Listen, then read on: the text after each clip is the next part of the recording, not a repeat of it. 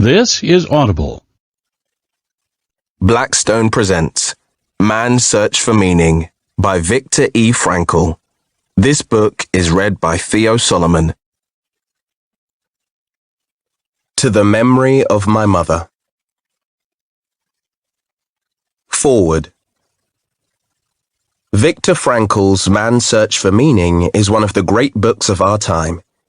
Typically, if a book has one passage, one idea with the power to change a person's life, that alone justifies reading it, rereading it, and finding room for it on one's shelves.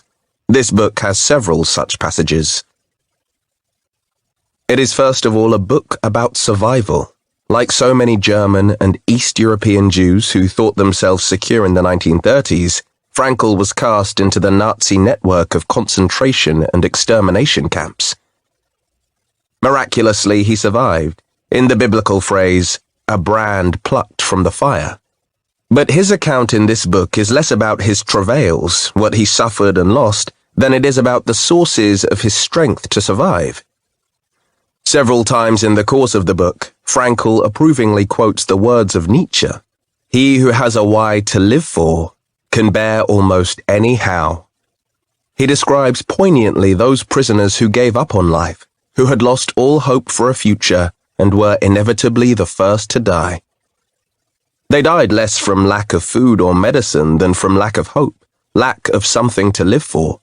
By contrast, Frankl kept himself alive and kept hope alive by summoning up thoughts of his wife and the prospect of seeing her again, and by dreaming at one point of lecturing after the war about the psychological lessons to be learned from the Auschwitz experience.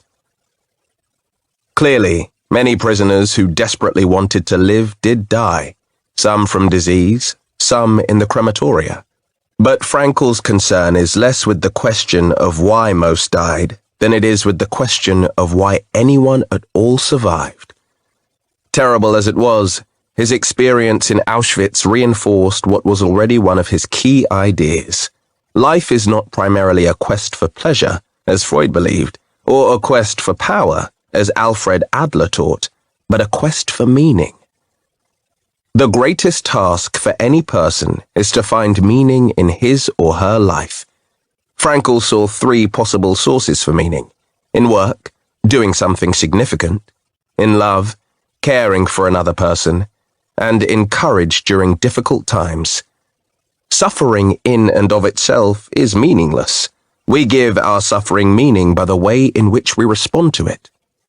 At one point, Frankl writes that a person may remain brave, dignified, and unselfish, or in the bitter fight for self-preservation, he may forget his human dignity and become no more than an animal. He concedes that only a few prisoners of the Nazis were able to do the former, but even one such example is sufficient proof that man's inner strength may raise him above his outward fate.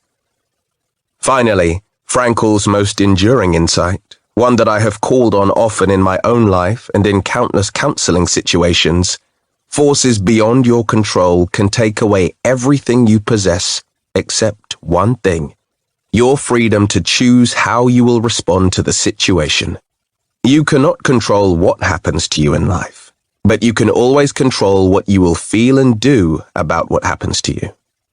There is a scene in Arthur Miller's play Incident at Vichy in which an upper-middle-class professional man appears before the Nazi authority that has occupied his town and shows his credentials, his university degrees, his letters of reference from prominent citizens, and so on. The Nazi asks him, "Is that everything you have?" The man nods. The Nazi throws it all in the waste basket and tells him, "Good, now you have nothing."